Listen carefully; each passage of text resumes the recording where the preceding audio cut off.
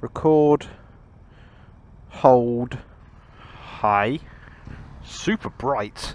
Morning everybody. No, evening. It'll be evening for you. I'm back at Sycamore BMW in Whittam in Essex. I think it's Essex. Look what I got. Being completely honest, I know I'm the face of KTM in the UK apparently. Quite excited about this one. R1300 GS trophy.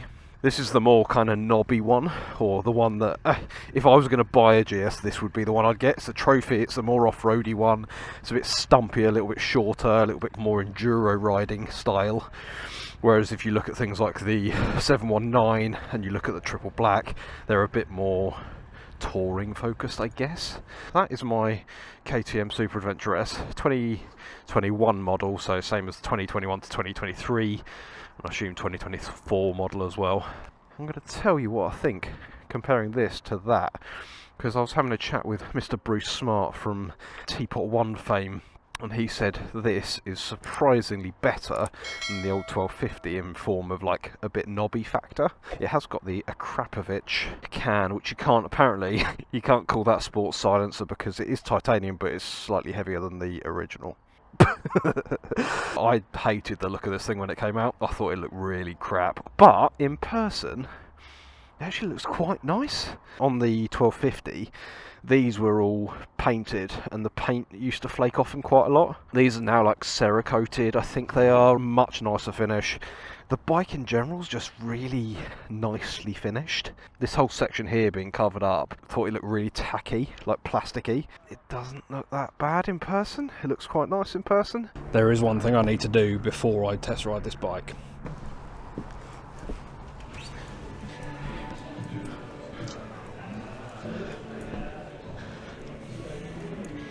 Tonight, Matthew, I'm going to be... oh no, wait.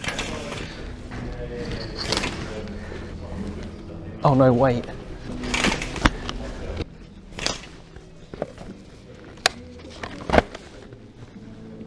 Fully GS ready.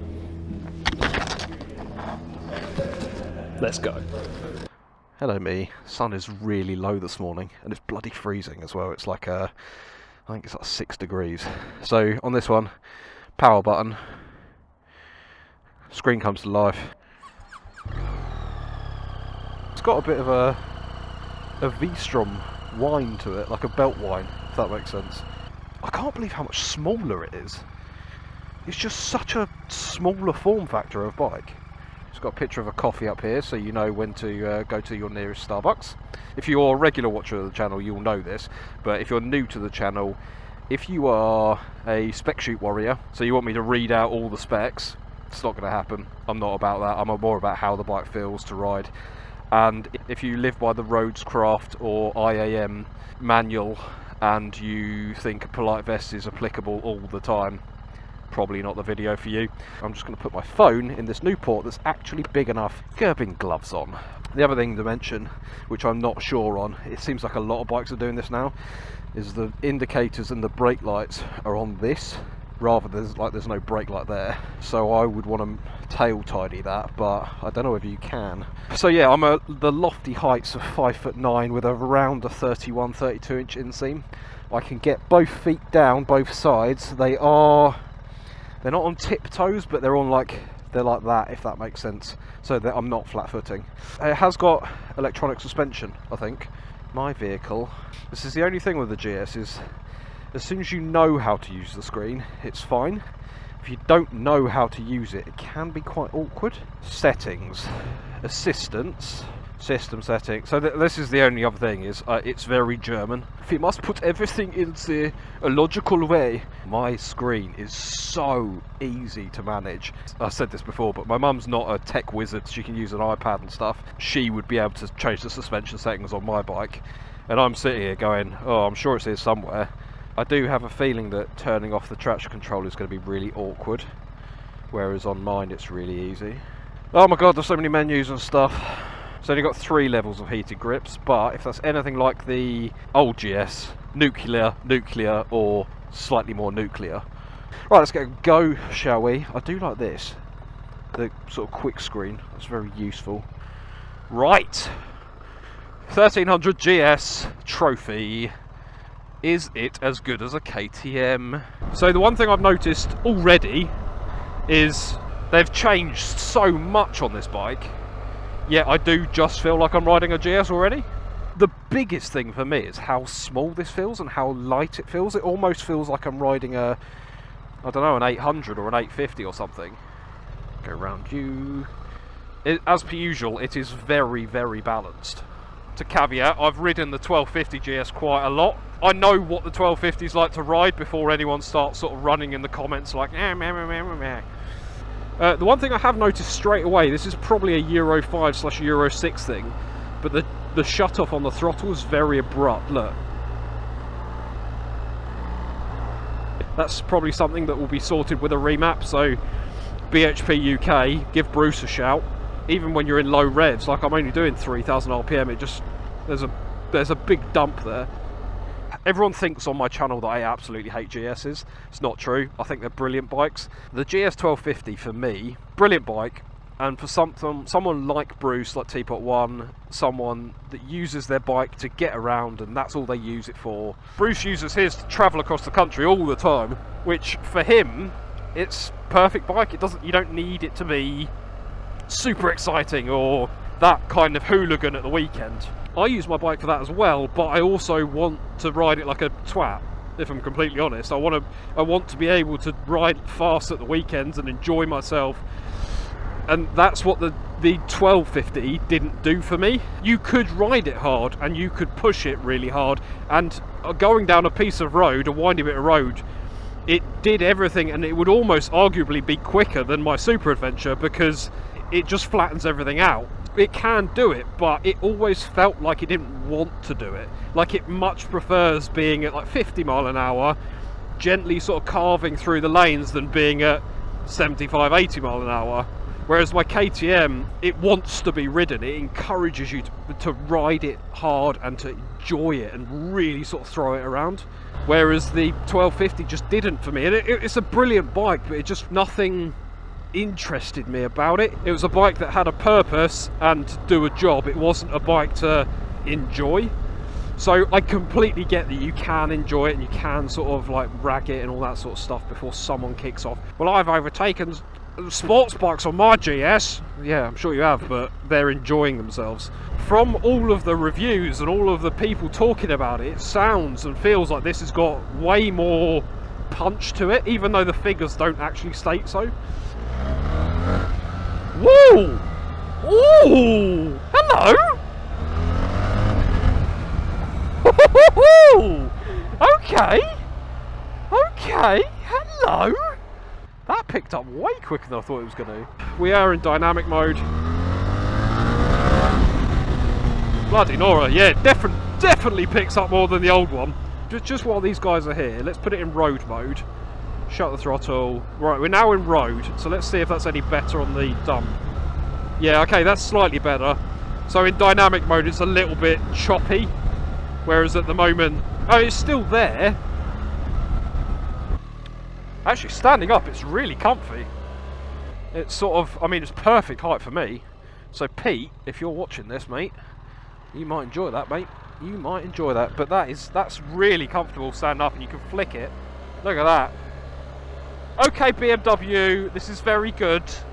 Very good indeed. I'm going to do one thing that's very KTM. Wow, okay, right, how do I turn off the traction control? Not that I'm going to do this, BMW, if you're watching this. No, that's the menu button. That's the menu button. Settings. Connections. No, it won't be in there. Cruise control suspension, so it's not that. Vehicle settings. Onboard computer. Trip computer. I might have to Google how to turn off the traction control. How to turn off. One thing I find really funny on the Super Adventure, when you lock the steering, you can't access this port. On the forums, everyone was just like, oh, fucking KTM, I can't believe you can't do that, it's such a shit design. They did it on this, and everyone was like, oh my god, it's the best thing since sliced bread. And then also, what they call the hamburger button. Yeah, the hamburger. It's so funny because it looks like a hamburger. But this is like a quick select button, so you can go in here and like essentially set what you want this button to be. I've got it as grip heating at the moment. Oh, DTC? Oh, press and hold for deact. There we go. So where was that in the menu then? So traction control's now off. Thank you, baby Jesus. Knob mode activated. Yo! The one thing I do like on the KTM versus this is that I can dial up and down the traction control. So it's not on or off. It's like I can have level 3 of 9 if I really want to, which allows the bike to still have traction control on, but it allows it to wheelie and step out a little bit. So much lighter, and it definitely feels more playful. It's still flattening out the, I mean, I'm in dynamic mode, dynamic suspension, and it's still flattening out this road quite a lot. The other thing I didn't like about the 1200 1250 is that telelever suspension on the front took out everything. It took out all the feeling. I couldn't tell where the wheel was, especially off-road. I could ride along here and hit a cat's eye and I barely feel it, which is brilliant for touring, but when you're off-road or when you're riding sporty, you do not want that. I don't know exactly what they've done to it, but they've essentially updated it. It's got different sort of, it's firmer springs and everything in it, so you can actually feel what the front wheel is doing. Like I can feel road feedback now. If you want that perfect ride where you don't feel anything and it just smooths everything out, you probably won't like it. If you want that feedback and you want to feel a bit more, I can feel so much more about what the front end's doing here. These grips are so hot! They are stupid hot! This is difficult, right? Because I still prefer my KTM, because my KTM just feels a little bit more asbo and a little bit, this is sort of calmer than the KTM, but it's still, it will now do what I want it to do. It's more KTM, but it's not KTM or Ducati, if that makes sense.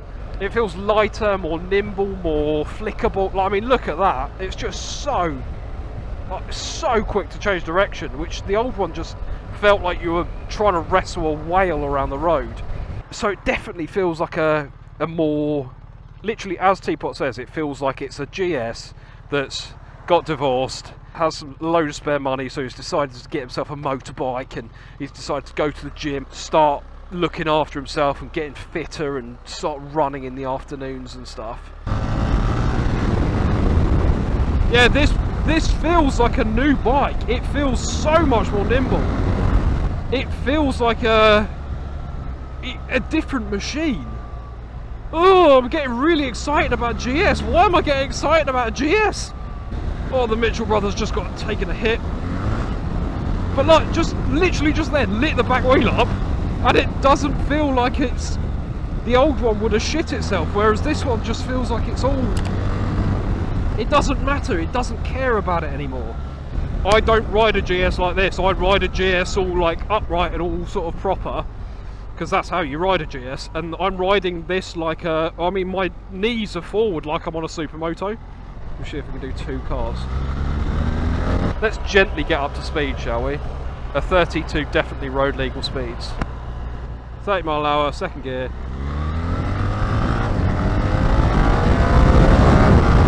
On the old GS, when you went for it, the power delivery sort of, it almost dropped off a little bit and was sort of wavering a little bit. Whereas this is not, it's very linear. It's linear, but what I mean by that is it's all go. Whereas on the old GS, it was, from what I remember anyway, there was a bit of like a dead spot in the middle. So you open it up and you sort of go, oh, that's quite quick, and then it sort of tapers off, and then it sort of picks up a bit, and then you hit the sort of top end of the gear and there's no grunt left. Also, bear in mind, I've got the traction control off, and I'm in second gear, in dynamic mode, in dynamic suspension. I wouldn't trade my KTM for it, because it's still, it's not as knob. It's not as out and out bell end factor as the KTM. Like, the thing I love about the KTM is it wants you to ride it like a twat. It wants you to use all the gears. Like, I couldn't come round here in 4th gear on my KTM doing 21 mile an hour, because it'd be I mean, I'm not in 4th gear now, let's try it. But smooth as anything, and then I accelerate and it just does it. So you can't do that on the KTM. But the knob fact, all the stuff that you've watched on this video so far is just me really enjoying throwing the bike around and chucking it. I love lanes like this where it's just a little back lane and a little like scratchy little B road, or I don't even think this is a B road, is it?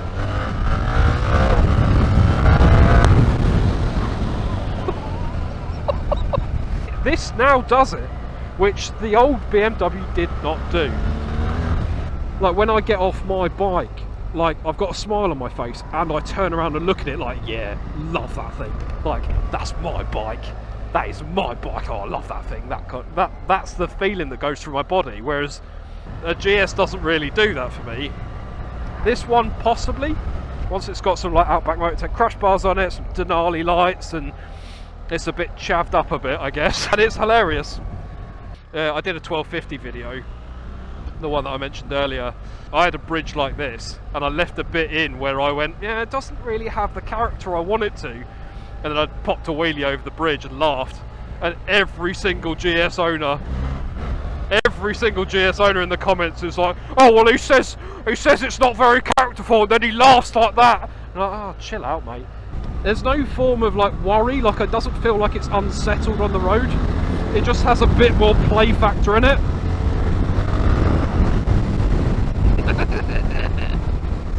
Okay, yeah, I mean, I'm laughing on the GS. Who would have thought it, eh? Who would have thunk it? The other thing that's quite cool about this is obviously they've updated all the suspension. The rear has got this, it's got adaptive spring rate, not just preload, but spring rate, which means, like, I think, without explaining it too much, because I don't really know everything about it, when you have adaptive preload, it just takes the same spring and compresses it or extends it. So you get, like, without really noticing, you get like a different compression rate, whereas like spring rate is essentially how stiff the spring is. So if you have a thicker spring or a thinner spring, that will compress more or less based on the bump. So what they've got is they've got a backup sort of cylinder thing that's on the rear shock, which you can pump oil into, and it has a separate spring as well. If you want to go proper dynamic, you then pump it up even more, and then the second spring comes into it and makes it even stiffer without affecting the preload of the spring, basically. Which is very, very good. Like, very, very clever. Trust the Germans to do something intelligent, right? Hi, yeah, we must do this. I will say one negative about this bike. Actually, let me do this with a bit of road. Yeah! This is what I wanted the GS to be! Bloody Nora, I never thought I'd be smiling and laughing this much on a tractor. I'm going to have to call Bruce after this, aren't I? I'm going to have to call Bruce.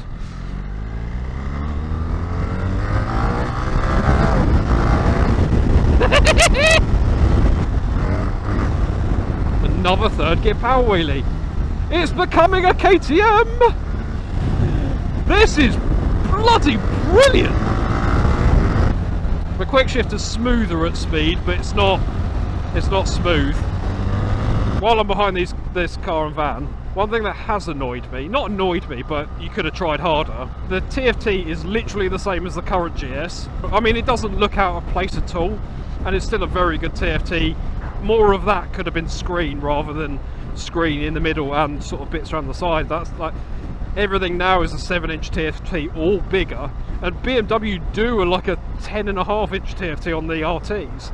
They could have made it a bit bigger. They didn't need to change any format on it, but just made it look a bit bigger, a bit more fancy, I guess. And the switchgear is basically the same switchgear that's been on every other GS. So if you've got a 1250 GS from 3 years ago, it's probably the same switchgear, bar the hamburger button and the power button. That's sort of a little bit lazy. The bigger thing for me with the switchgear is it's still not backlit. When I had my second set of valve clearance service done on the KTM, they gave me an 890 Adventure from 2021, I think it was, or 2020. So nearly 4 years old, and that had backlit switchgear. My bike's got backlit switchgear. My dad's Triumph Tiger 1200's got backlit switchgear. It's not the end of the world. Yeah, I'm well aware of that, but you're paying 20 odd grand for a bike. You kind of think, well, backlit switchgear is a couple of LEDs, and I mean, especially with more going on the switchgear, you kind of think, come on, BMW, that would have been the simplest of things to add.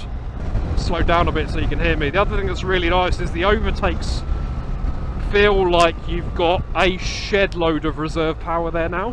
The old one, you could overtake and you did have a bit of reserve power, but there was always a part of me thinking, Yeah, but have I got enough? Do I need to change up a gear? Am I going to run out of puff? Like, I don't know. Whereas this doesn't feel like it's running out of puff. Oh, Dave Ashpole, mate, you are going to want one of these. I keep forgetting. This is really weird because the whole time I was riding this, I was going to be like proper GS guy. But I've kind of forgotten I was riding a GS in a weird way. Dave Ashpole sent me a text this morning as a joke, but it was just like, remember that the designated speed is a limit and not a target. Position 3 until you can see around the corner, and then return to position 2. Approaching a change of speed limit, check your mirrors, make sure it's safe to do so, and then gently make progress down the road. When we overtake this vehicle, we're going to pop out to make sure the coast is clear, pop back in, and then we are going to pull back out and progress past the vehicle. Approaching the junction, we're going to signal early on so people know where we're going. Full vehicle control with brakes covered and clutch in hand. We are going to accelerate gently, check our mirrors, return into the second point of the road, and we're going to sit up, bolt upright. I'm really shocked. You're going to be watching this, Bruce, and you're going to have a massive smile on your face. And you're going to be like, I told ya! So let's see what the horn's like, shall we? Oh, that's pretty lame. That's quite poor. I mean, mind you, I am used to a Denali, so I can't I can't really say much. It doesn't sound like it's got a cold. Why are motorbike horns so pathetic all the time?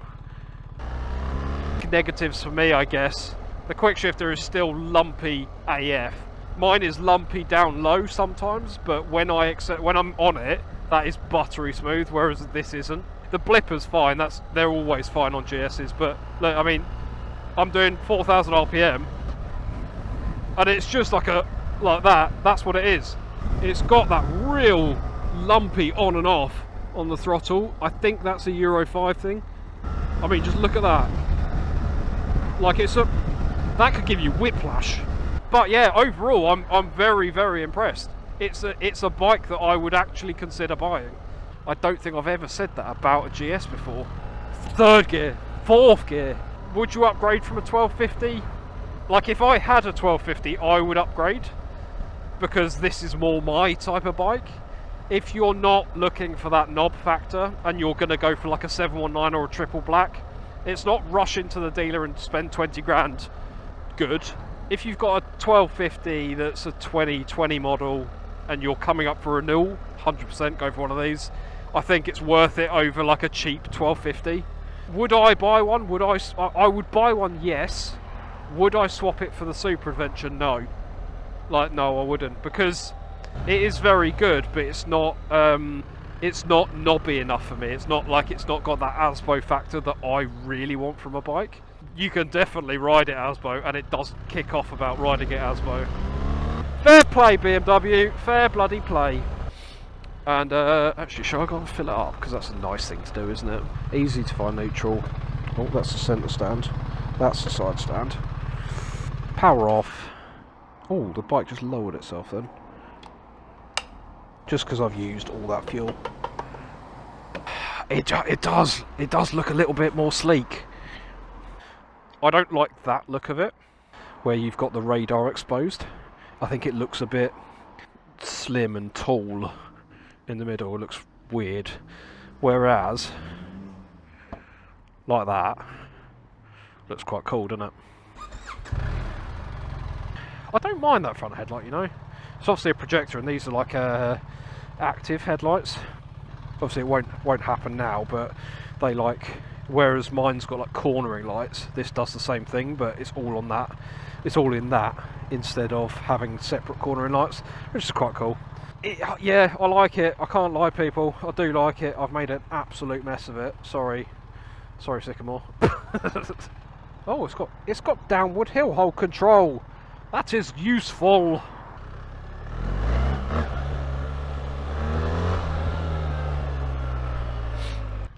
It's Tom Randerson, everybody.